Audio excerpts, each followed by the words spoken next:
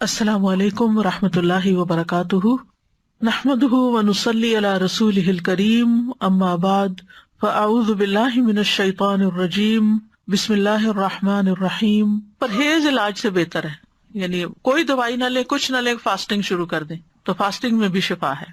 اور پھر دعائیں، آیات، سب سے بڑھ کر سورۃ الفاتحہ جس کا نام یہ شفا ہے، سورۃ الفاتحہ سے علاج کریں۔ خارجہ بن سل تمیمی اپنے چچا سے نقل کرتے ہیں، ایک مرتبہ وہ رسول اللہ صلی اللہ علیہ وسلم کی خدمت میں حاضر ہوئے۔ جب واپس جانے لگے تو ایک قوم کے پاس سے گزرے جن کے ہاں ایک مجنون آدمی تھا، یعنی اس کا ذہنی توازن ٹھیک نہیں تھا۔ اسے انہوں نے لوہے کی زنجیروں سے باندھ رکھا تھا۔ اس کے اہل خانہ کہنے لگے، ہمیں معلوم ہوا کہ تمہارا یہ ساتھی یعنی نبی صلی اللہ علیہ وسلم کو خیر لے کے آیا ہے، وہ خود نہیں ہوں گے مسلمان، نہیں پتا ہوگا، تو کیا اس کے پاس کوئی ایسی چیز ہے کہ جس سے علاج کیا جائے اس کا؟ وہ کہتے ہیں کہ میں نے سورۃ فاتحہ پڑھ کر دم کیا تو وہ ٹھیک ہو گیا۔ یقین اصل چیز ہے نا، کہ یقین کتنا ہے۔ ایک لیکچر یقین پر بھی ہونا چاہیے، کیونکہ نا دین کے معاملے میں، دعاؤں کے معاملے میں ہمارا یقین نہیں ہوتا۔ الثقۃ باللہ۔ پھر جو منزل ہم پڑھتے ہیں اس میں سورۃ فاتحہ کے علاوہ آیت الکرسی ہے، البقرہ کی آخری 2 آیات ہیں، کیونکہ نبی صلی اللہ علیہ وسلم نے فرمایا جس نے سورۃ البقرہ کی آخری 2 آیات ایک رات کو پڑھی وہ اسے ہر آفت سے بچانے کے لیے کافی ہوں گی۔ اور آیت الکرسی کا تو فائدہ آپ کو معلوم ہی ہے۔ پھر معوذات ہیں، قل هو اللہ احد، قل اعوذ برب الفلق، قل اعوذ برب الناس۔ نبی صلی اللہ علیہ وسلم نے فرمایا صبح اور شام 3 بار معوذات کہہ لو تو یہ ہر چیز سے تمہیں کفایت کریں گی۔ پھر یہ دعا جو کل میں نے آپ کو بتائی تھی، انی مسنی الضر وانت ارحم الراحمین۔ اور اگر وسوسے آ رہے ہیں بہت اور بے چینی ہے اور دل پریشان ہے تو انی مسنی الشیطان بنصب وعذاب، کہ شیطان نے مجھے سخت تکلیف اور عذاب میں ڈال رکھا ہے، یعنی وسوسوں اور نیگیٹو تھنکنگ کی وجہ سے۔ حضرت ایوب علیہ السلام کا حال یاد کر کے اور پھر انت ارحم الراحمین بھی کہیں ساتھ۔ اور پھر ایوب علیہ السلام کا انداز جو ہے نا دعا کا، وہ بڑا خوبصورت ہے، وانت ارحم الراحمین، اور اپنے حال کا ذکر کیا کہ اللہ میں تکلیف میں ہوں، آپ جانتے ہیں۔ تو ہم اس طرح بھی دعائیں کر سکتے ہیں، یا اللہ آپ نے ایوب علیہ السلام کو صحت دی تھی، یا اللہ آپ نے زکریا علیہ السلام کو بیٹا دیا تھا، یا اللہ آپ نے یوسف علیہ السلام کو لوٹا دیا تھا، یا اللہ آپ نے موسیٰ علیہ السلام کی حفاظت کی تھی، یا اللہ آپ میری یہ تکلیف دور کر دیں۔ سورۃ الانبیاء میں وہ اتنی خوبصورت دعائیں پڑھتے ہیں تو دل پگھلتا ہے، سارے انبیاء کی جو دعائیں قبول ہوتی گئیں ان کا واسطہ دے کر کے اللہ آپ نے ان سب کی دعائیں قبول کی، آپ میری بھی دعا قبول کریں اور میری یہ تکلیف دور کر دیں۔ اور پھر یہ ہے کہ جیسے نیک لوگ اللہ سے اچھا گمان رکھتے تھے، ابراہیم علیہ السلام نے کہا وَإِذَا مَرِضْتُ فَهُوَ يَشْفِينِ، وہ مجھے شفا دیتا ہے جب میں بیمار ہوتا ہوں۔ یہ یقین ہو اور پھر اس طرح شفا مانگے اللہ سے کہ اللہ تعالیٰ آپ کے ہاتھ میں شفا، بِيَدِكَ الشِّفَاء۔ پھر وہ جو مسنون دعائیں گرین کارڈ کی ہیں، امسح البأس رب الناس بِيَدِكَ الشِّفَاء لا يكشف الكرب الا انت، اے لوگوں کے رب تکلیف دور کر دے، تیرے ہی ہاتھ میں شفا ہے، تیرے سوا اس کو کوئی دور کرنے والا نہیں۔ نبی صلی اللہ علیہ وسلم بیمار پر ان الفاظ کے ساتھ دم کیا کرتے تھے۔ اور پھر ایک اور روایت میں آتا ہے، انس رضی اللہ عنہ کہتے ہیں کہ میں تم پر وہ دعا پڑھ کر کیوں نہ دم کروں جسے رسول اللہ صلی اللہ علیہ وسلم پڑھتے تھے۔ تو حضرت ثابت کی طبیعت خراب تھی تو انہوں نے کہا ضرور کیجیے، تو حضرت انس نے ان الفاظ کے ساتھ دم کیا، اللہم رب الناس مذہب البأس اشفی انت الشافی لا شافی الا انت شفاء لا یغادر سقما۔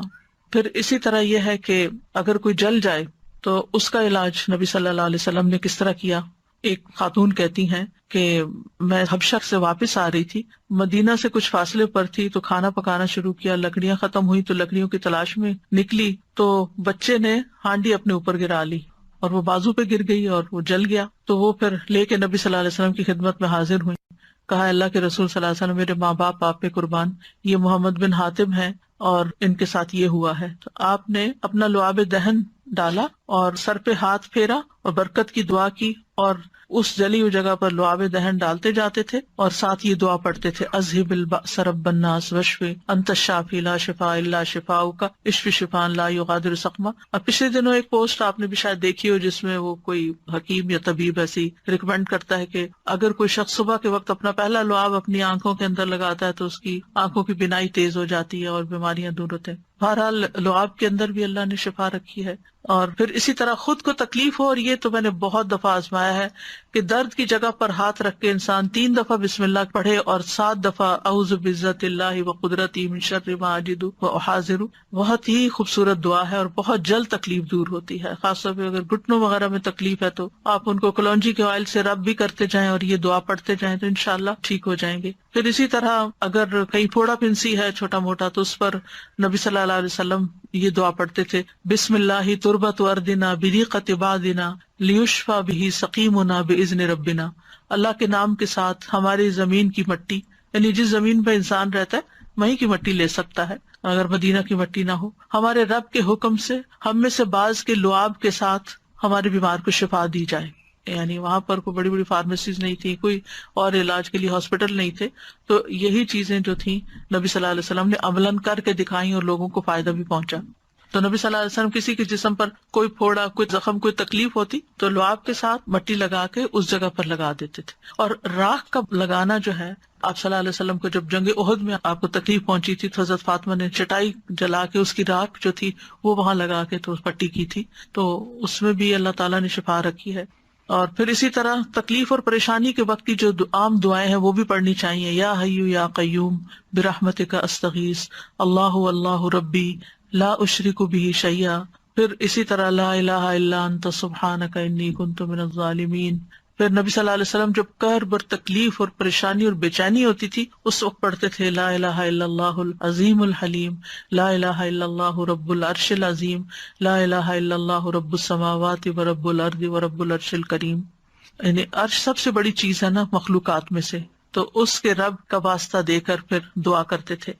پھر اسی طرح عافیت کی دعائیں بھی مانگنی چاہیے کہ اللہ تعالیٰ بیماریوں سے محفوظ رکھ، خاص طور پر جب کوئی وبا وغیرہ پھیلی ہو یا آپ کسی بیمار کو دیکھیں یا ہاسپٹل میں جائیں یا کسی کی تیمارداری کرنے جائیں. ویسے بھی صبح شام 3 دفعہ اللہم عافنی فی بدنی، اللہم عافنی فی سمعی، اللہم عافنی فی بصری، لا الہ الا انت.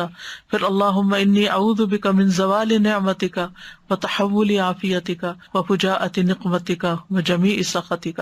اے اللہ بے شک میں تیری پناہ لیتا ہوں اس بات سے کہ تیری دی ہوئی کوئی نعمت مجھ سے چھن جائے اور تیری دی ہوئی عافیت پلٹ جائے اور کوئی ناگہانی عذاب آ جائے، اور میں تیری تمام ناراضگیوں سے تیری پناہ لیتا ہوں. اور پھر اللہم انی اعوذ بک من جہد البلاء ودرک الشقاء وسوء القضاء وشماتۃ الاعداء. اے اللہ بے شک میں تیری پناہ مانگتا ہوں سخت مصیبت، بدبختی لاحق ہونے، بری تقدیر اور دشمنوں کے خوش ہونے سے. پھر اسی طرح اللہم انی اعوذ بک من السمم والبکم والجنون والجذام والبرص وسیء الاسقام. اے اللہ بے شک میں بہرے پن، گنگے پن، پاگل پن، کوڑ، برس اور تمام بری بیماریوں سے تیری پناہ مانگتا ہوں. اور پھر اللہم انی اعوذ بک من الہم والحزن والعجز والکسل والجبن والبخل وغلبۃ الدین وقہر الرجال. اخلاقی بیماریوں سے، روحانی بیماریوں سے نجات. اے اللہ میں تیری پناہ مانگتا ہوں دکھ، غم، عاجزی، سستی، بخل، بزدلی، قرضداری کے بوجھ اور لوگوں کے اپنے اوپر غلبے سے. پھر اعوذ بکلمات اللہ التامات من شر ما خلق. ہر طرح کے شر سے اللہ تو مجھے بچا لے. جہاں بھی انسان جائے، کسی شہر میں جائے، کسی جگہ پر جائے، پلین میں ہو، کہیں پر آپ انٹر ہو، بینک میں، اسکول میں، تو 3 دفعہ اگر آپ یہ پڑھ لیں کوئی چیز آپ کو نقصان نہیں دیتی. کیونکہ انسان کو ڈر ہوتا ہے نا کہیں وائرسز ہوں گے، اور خاص طور پر آج کل کے سیناریو میں. پھر اعوذ بکلمات اللہ التامات من کل شیطان وہامۃ ومن کل عین لامۃ. یعنی لوگوں کی گیدرنگ میں جائیں آپ کو ڈر ہوتا ہے کہ نظر نہ لگ جائے، کوئی اور اسی طرح کی چیز. یہ دعا بھی بہت فائدے کی ہے، ویسے بھی پڑھنی چاہیے. اور پھر شیطانی وسوسے سے اگر بہت نیگیٹو تھنکنگ ہو رہی ہو اور بہت برے برے خیالات آ رہے ہوں، کسی کے بارے میں کوئی بات بہت بری ستا رہی ہو، تو اعوذ بکلمات اللہ التامات من غضبہ وعقابہ وشر عبادہ ومن ھمزات الشیاطین وان یحضرون. خاص طور پہ برا خواب آنے کے بعد اگر دل پہ بار بار پریشانی کا خیال آ رہا ہے، بار بار آ رہا ہے، تو اس کو بھی جھٹکنے کے لیے یہ دعا پڑھی جا سکتی. تو اللہ تعالیٰ محفوظ رکھیں گے. بس آخر میں چند موٹی موٹی باتیں کہ اگر آپ کسی بیمار کے پاس جائیں تو کن چیزوں کا خیال رکھیں، کیونکہ مریضوں کی عادت کا حکم دیا گیا ہے، کیونکہ اس سے انسان کو اپنی نعمتیں یاد آتی ہیں اور انسان کو آخرت کی یاد آتی ہے. اور مسلمان کی عادت جو ہے وہ دوسرے مسلمان پر حق ہے، خاص طور پر اگر کوئی قریبی لوگوں میں سے ہو. نبی صلی اللہ علیہ وسلم نے فرمایا جب کوئی شخص اپنے کسی مسلمان بھائی کی عادت کرتا ہے تو وہ جنت کے باغات میں چلتا ہے یہاں تک کہ بیٹھ جائے، اس کے بیٹھنے پر اللہ کی رحمت اسے ڈھانپ لیتی ہے.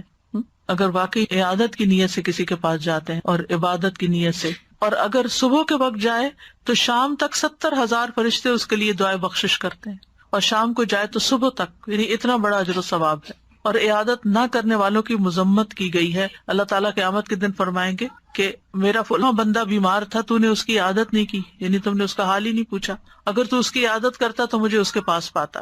عیادت کرتے وقت اسے اجر کی خوشخبری دی جاتی ہے، اور مریض کو دعا دے کر خوش کریں، ہو سکے اس کو دم کر دیں اور دعا کا کارڈ دے دیں، کوئی بھی ایسی چیز اس کو بتائیں کہ یہ بیماری اس کے درجات کی بلندی کا ذریعہ، اچھی باتیں کریں، حوصلہ افزائی کریں، غم گساری کریں۔ اور عیادت کے وقت کی دعاؤں میں لا بأس طہور انشاءاللہ، کوئی بات نہیں، ٹھیک ہو جاؤ گے، سب صاف ہو جائے گا۔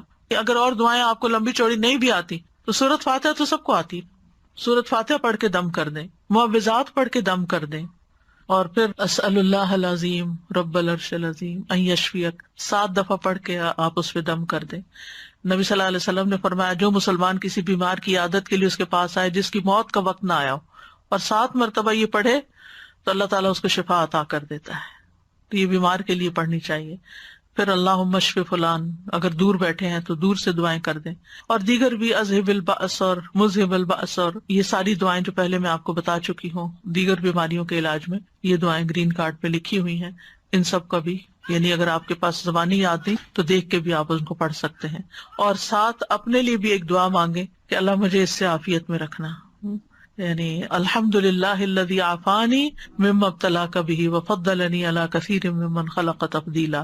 تو حدیث میں آتا ہے کہ جو یہ پڑھے گا اس مصیبت سے محفوظ رہے گا جس میں دوسرا مبتلا ہے۔ تو اللہ تعالیٰ ہمیں بیماریوں میں اور ساری تکلیفوں میں درست رویہ اختیار کرنے کی توفیق دے، اور سنت کے مطابق علاج بھی اور بہیو کرنے کی توفیق دے جس سے اللہ تعالیٰ راضی ہو جائے۔ یہ ایک بھاری امتحان ہے، اس امتحان کو پاس کرنا ضروری ہے، اور پاس کرنے پر بہت بڑے درجات ہیں، اور اگر انسان اس پر ناکام ہو جاتا ہے تو دنیا میں بھی تکلیف اور آخرت کی بھی تکلیف۔ وآخر دعوانا ان الحمد للہ رب العالمین۔ سبحانک اللہم وبحمدک، اشہد ان لا الہ الا انت، استغفرک واتوب الیک۔ السلام علیکم ورحمۃ اللہ وبرکاتہ۔